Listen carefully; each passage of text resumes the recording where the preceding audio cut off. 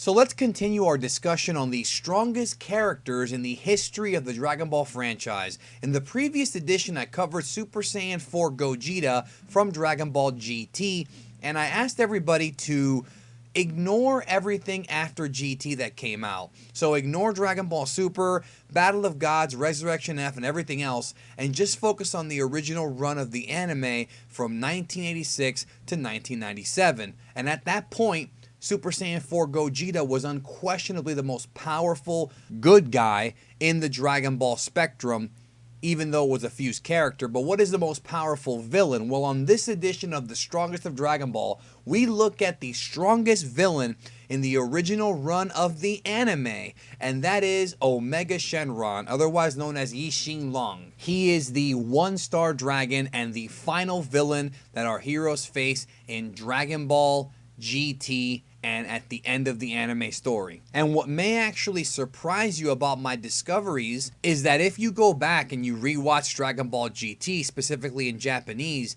you would be surprised as to how powerful this character is and the feats that he was able to obtain in the series, which I think a lot of people, including myself, forgot about. So without any further ado, let's get to the video now.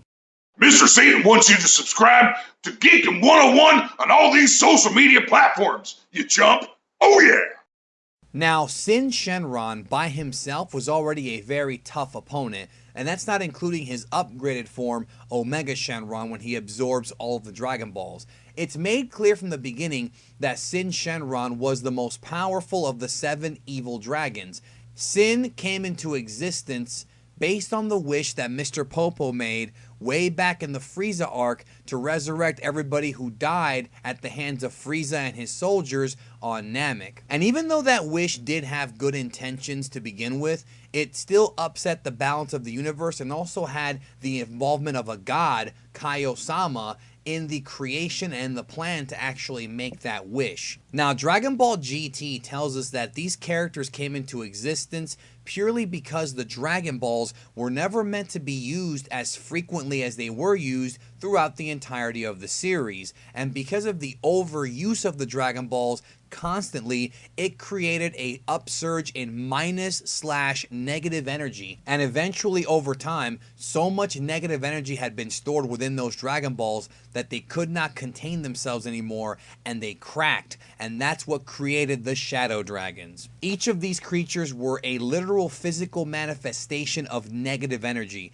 It's sort of like how Majin Buu's anger created the Skinny Buu, or how Kami, when he released all of the evil inside of him, created Piccolo. These are physical manifestations of energy. And the Shadow Dragons were, without question, the most powerful that they had ever faced. Things got much worse as Saiyan Shenron, who already had the one-star ball inside of him, absorbed the other 6 Dragon Balls and would evolve into creating Omega Shenron, the final villain of Dragon Ball GT. And not only would he have the highest power of any of the dragons, he also had all of their abilities as well. Omega Shenron was without question intended to be the final villain of Dragon Ball, and they really stacked the deck against Goku and Vegeta. If you want more information on the Dragon Balls, I did a video a couple years ago talking about the history of the Dragon Balls in the original anime, not including Super or the Super Dragon Balls.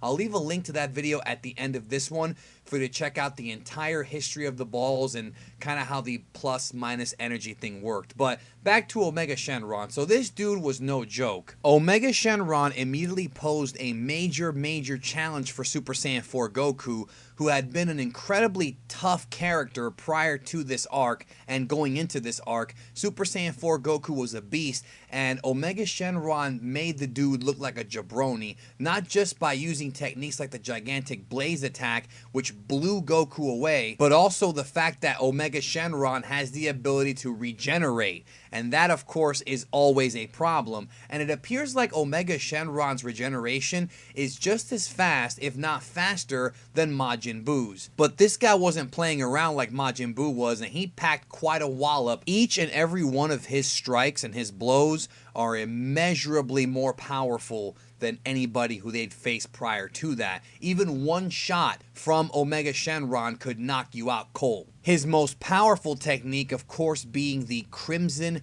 Negative Karma Ball, otherwise known as the Minus Energy Power Ball. A very dangerous technique where Omega Shenron gathers together all of his minus energy into one spot and unleashes it in a dangerous ki blast that could kill 99% of whoever touches it. This is a very scary move and his strongest attack. So of course one would think that if Super Saiyan 4 Goku by himself would have problems with Omega Shenron, maybe 2 Super Saiyan 4s would do better. So Vegeta shows up and Vegeta and Goku together end up getting mollywopped by Omega Shenron. It's not even a contest. And it takes them actually fusing to make Gogeta to completely outclass Omega Shenron, which tells you about how powerful that Metamorph fusion is and how powerful Gogeta is. But like I said, I covered Gogeta in the previous video, which I will link to at the end of this one if you haven't seen it yet. And on that video, I outlined the unbelievably high level of power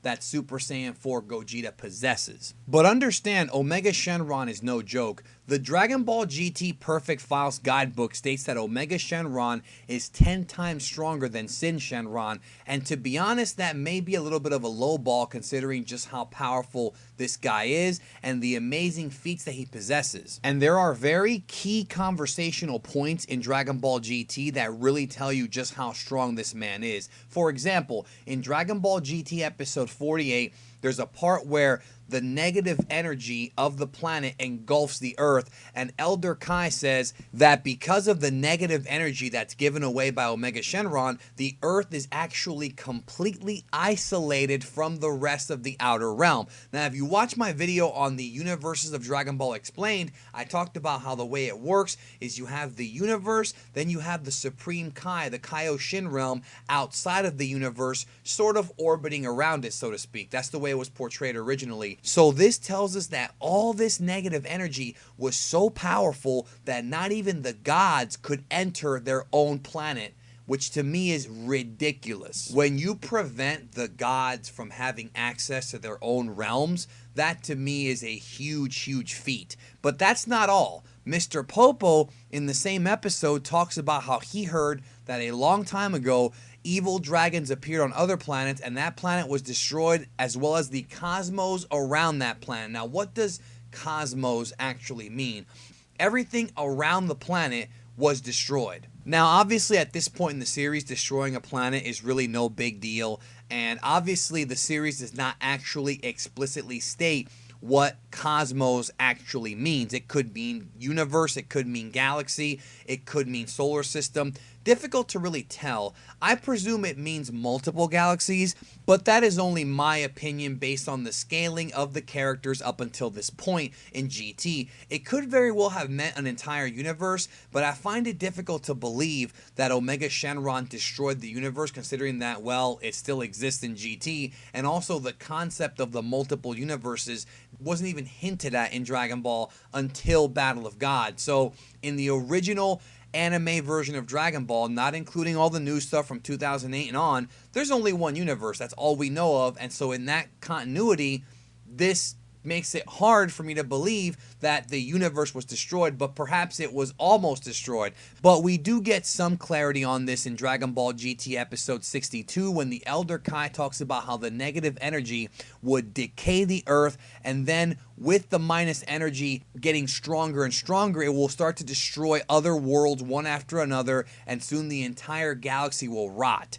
is pretty much what he says. So this sort of leads me to believe that what Popo was talking about was more of a galactic type of power versus universal. However, it's implied by Elder Kai that this sort of destruction is more like a plague or a virus in that it slowly decays and destroys rather than just wiping it out with one shot like Zeno-sama does in Dragon Ball Super, you know what I mean? But then right afterward, they ask the Elder Kai, what about the Kaioshin realm? And the Elder Kai says, we will not be spared either. So that pretty much means that at some point, all that minus energy that Omega Shenron has inside of him that he's slowly leaking out is going to and would have eventually consumed the entire universe and eventually leak out into the realm of the Kais, which exists outside of the Prime universe right around it. So that's how strong that minus energy was from Omega Shenron. Now, obviously, the elephant in the room is something I've discussed before, which is the fact that Omega Shenron actually refers to himself as a god of destruction. But of course, like we've talked about in the past, he's using the word god of destruction. He's not using the title god of destruction that Toriyama had created for Beerus and the other gods of destruction. This series came out years before Battle of Gods did, so the idea of a god of destruction hierarchy is non-existent. This is just him kind of calling himself a god of destruction, just as a phrase, as a way to hype himself up, not as literally being a god of destruction like Beerus is. So at the end of the day, it takes the power of the universe itself to defeat Omega Shenron, as Goku gathers the energy to create the universal Genki Dama using energy from the entire universe, and that is finally what puts away the evil dragon once and for all. So it took the entire universe to beat this dude who at some point could have consumed the entire universe in minus energy. So that means that this character of Omega Shenron, and I could be lowballing him, maybe not, it's up to you, may indeed be universal level, if not right away, at some point as the minus energy grows. Thankfully, Gogeta would have been too much for him, but the time limit ran out. But finally, it was Goku and his friends and the energy of the entire universe that was able to put an end to him once and for all. But at the end of the day, Omega Shenron, otherwise known as Yi Xin Long, was no joke. I want to send a huge thank you to the SSJ4 guy for helping me do tons of research on this video. Thank you for watching this edition of The Strongest in Dragon Ball, and I look forward to covering more of your favorite characters in the future, such as Hit, such as Beerus, such as the Angels. Those are all coming in the future. In the meantime, though, we're having some fun looking back at some of the strongest characters before the Dragon Ball Renaissance, and to me, GT's power scaling has always been ridiculously high. So I guess that's where we're at right now. Thank you for watching, and I'll talk to you guys down the road.